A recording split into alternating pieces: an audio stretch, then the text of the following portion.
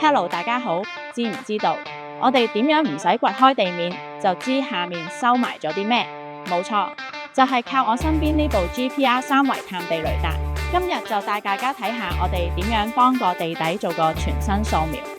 第一步，規劃探測位置，我哋會先睇清楚要掃描嘅範圍，記低所有現場嘅障礙物同可見嘅路面設施，確保掃得全面又安全。然後校準儀器，正式開工前一定要做物料速率檢核同距離校正。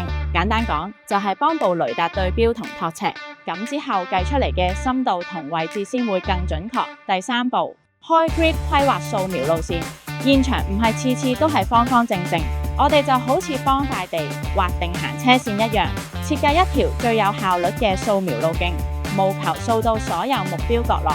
第四步，正式開掃，跟住規劃好嘅路線，推住部雷達等速直線行，關鍵係要定，唔可以忽快忽慢。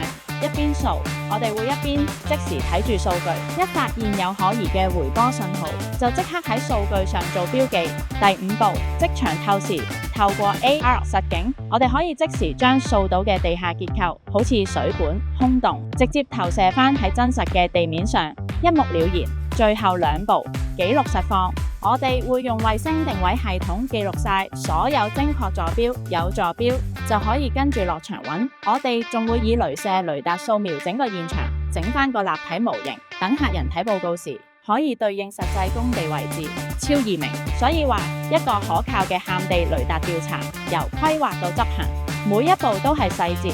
我哋天營工程就係用呢份專業幫你睇清地下嘅隱藏真相。